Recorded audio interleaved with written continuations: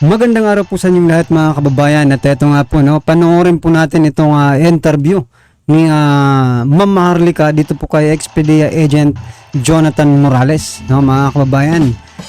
Pero bago natin yung simulan, kung bago ka pa lang at di pa po nakapag-subscribe sa ating munting channel, please don't forget to subscribe.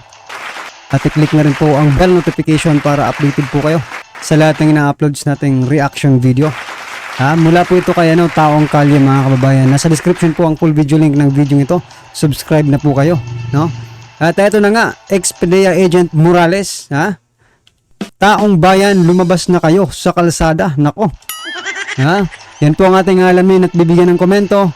Ito na po mga kababayan, sama-sama at sabay-sabay po natin pakinggan, panoorin at bigyan ng komento ang video ito. Ito na po. Mananawagan sa inyo sa darating na Lunes, ano't ano man po ang mangyari. Ako po mismo ang makikiusap sa inyo na magsilabas kayo sa inyong mga tahanan. Dalhin na po natin ito sa kalsada.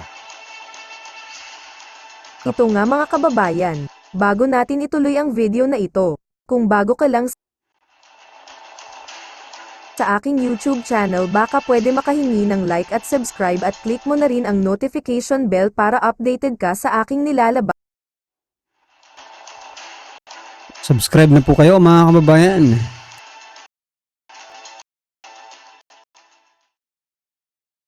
na bagong video. Salamat po. Opo, kaya nga po na kung makikita niyo yung yung pangyayari, no. Nagkaroon ng negotiation. Nung nagkaroon ng failure yung negotiation, giniba ako doon sa Senado. Gumamit sila ng kanilang kaalyado doon sa Senado na bakit ako gaganituhin ito? Kumbaga, akala ko nga magiging maayos yung takbo takbo ng investigation at magkakaroon ng elicitation para doon sa sa subject matter nitong Senate hearing. Pero nagtaka ako dahil siguro na nagkaroon ng failure yung negotiation, yung Senado na hearing ng May 7, ngayon bigla na lang nagpa-interview ang ating Pangulo at sinabi na ako ay professional liar. Yun po kumbaga sa talagang wala na silang magawa kundi yun na talagang hindi na napigilan yung sarili, dala siguro ng epekto ng ipinagbabawal na gamot, kaya nagkaroon siya ng misjudgment. Kasi kumbaga sa kapag ganyan hindi na makontrol yung sarili dahil nga ito merong mga nakuwang kasi sinabi ko sa Senado na na-capture ng CCTV yung conversation, ito na yung nangyari siguro nga dahil nga ito yung senyales na nagkakaroon ng paranoia yung isang tao, kaya siguro ganun yung naging desisyon at out of the blue nakapagsabi siya ng ganun na hindi dapat para sa isang pangulo na nagsasalita ng gano'n. Kasi unang-una, yung mga tinuturan niya na ako ay hindi dapat pagkatiwalaan o anuman, tahasang paglabag na ito doon sa konstitusyon. Kasi nanumpa siya na itataguyod at ipagtatanggol niya yung ating konstitusyon. Ako kabilang sa mamamayang kanyang pinamamahalaan. Karapatan ko na yung nasasagasaan. Di ba? Sasabihin niya na ganito. Hindi pa ako napapatunayan ng kahit na anong hukuman na ako ay guilty sa anumang paratang laban sa akin. Sana naman po hindi ganun. Kaya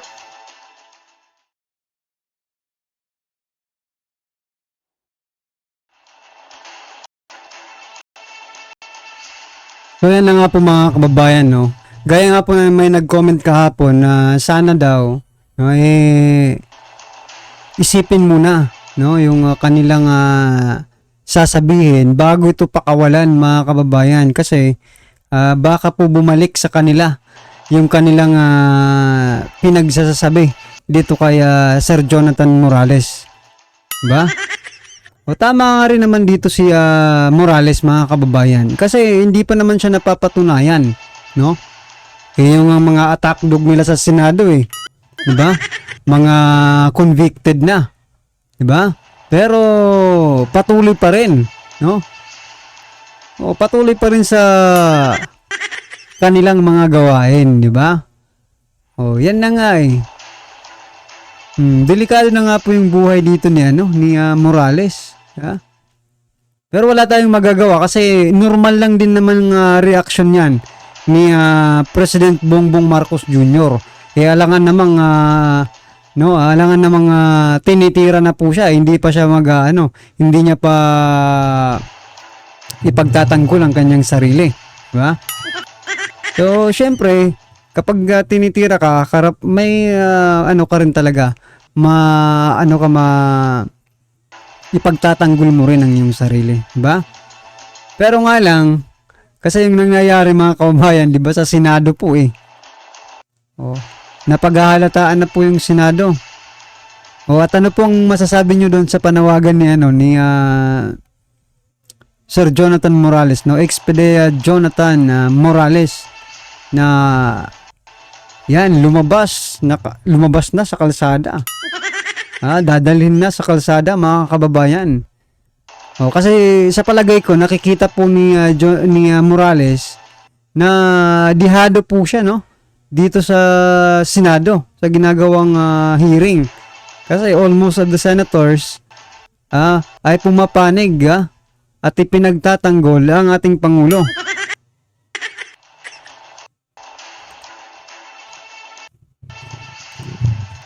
Ako'y naniniwala na yung pagkakadeklara niya o pagsasabi niya sa akin ng paninira ay dala marahil ng kanyang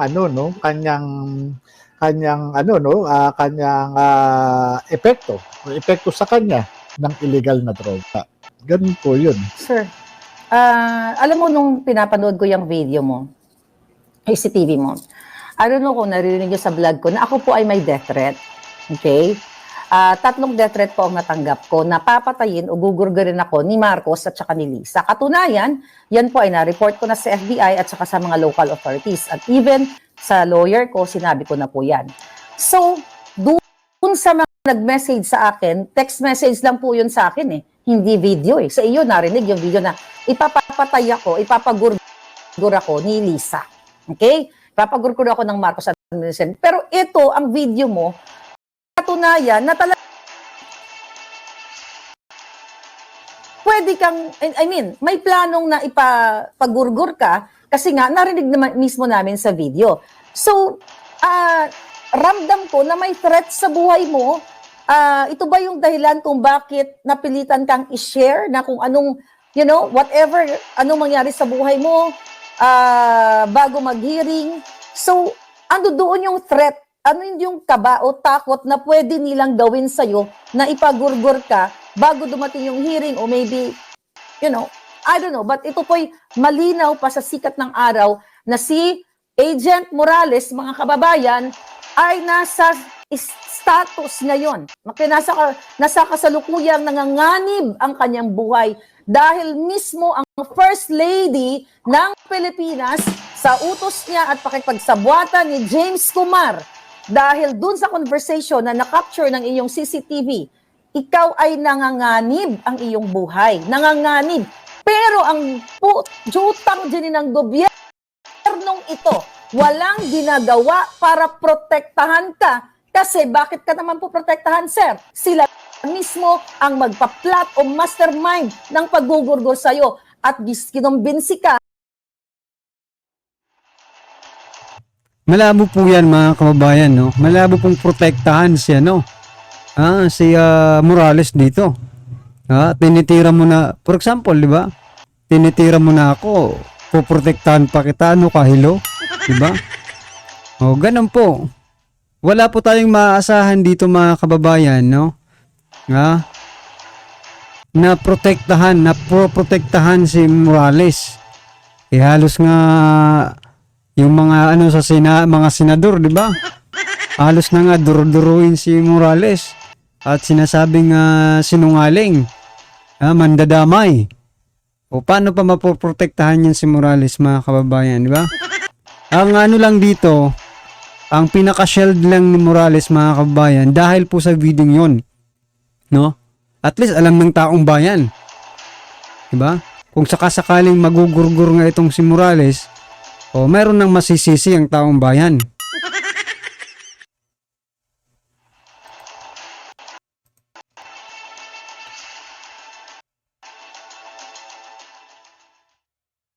Based dun sa video pinakita mo na iba-bribe ka nila. Dahil kung hindi, gugurgurin ka. Anong gusto mong sabihin sa taong bayan na nakikinig ngayon? Eto na lang po ba yung gobyerno na kapag ang isang tao na ginawa lamang yung trabaho niya at it just so happened na si Marcos Jr. ang nakasulat doon sa dokumentong inilabas ko, ay gugurgurin ka o sisindakin ka? Alam nyo, itong nangyari ito matapos yung April 30, yung kauna-unahang hearing. Nangyari po ito. Kinabukasan, May 1, dumating po ito, no? Kaya nga, ang ano ko doon sa taong bayan,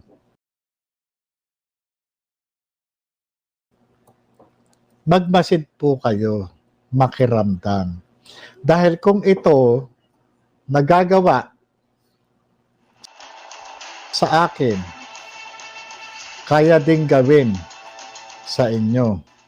Itong mga indicator na ginagawa, nagpapautos sila o ano pa man, hindi nyo ba nakikita na ginagawa ito dun sa mga maisog rally?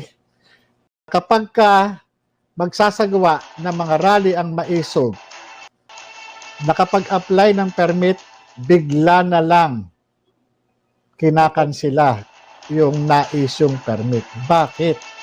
Ganon gumamit ng impluensya itong mga nakaupo ngayon sa ating gobyerno.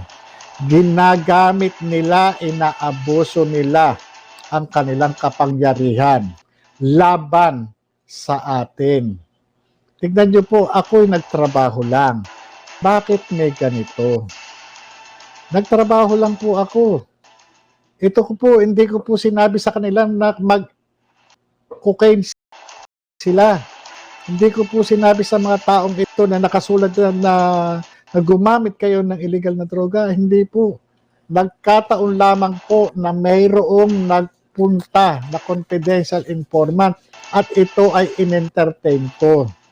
Ngayon, matapos ko ma-entertain to, nakalipas ang mahigit 1 dekada. Ngayon, baliktad na.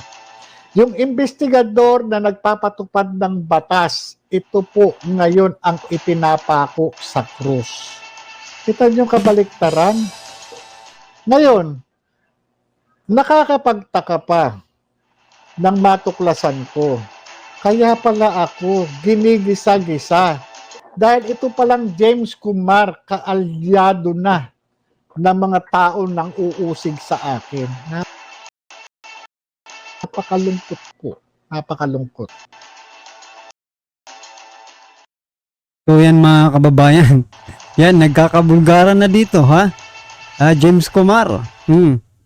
Kaalyado pala. Oo nga, may mga pictures ng kumakalat eh. No? Na magkasama pala. Picture pa sila. James Kumar. Indian to, mga karibin natin. Indiano. Indian national. Si James Kumar. Akala ko nga noong no, nung pinuntahan itong si Morales, magpapautang. Nako, hindi pala. Magbibigay pala ng diba? Mambabribe pala. At tulad pala ito kay kaya convicted Senator Jinggoy Estrada. Oh. Diba? Convicted ng bribery. Well, anyway mga kababayan, na naman po ang inyong reaksyon, komento at kritisismo sa video ito, ay comment lang po sa baba para at alam po ng ating mga kababayan ang inyong pong opinion patungkol rito, right? Kung bago ka pa lang at di pa po napag-subscribe sa ating munting channel, please don't forget to subscribe. At i-click na rin po ang bell notification para updated po kayo sa lahat ng ina-uploads nating reaction video. At wag din pong kalimutang mag-subscribe kay Taong Kalye. Nasa description po ang full video link ng video ito. Subscribe na po kayo. Maraming salamat po.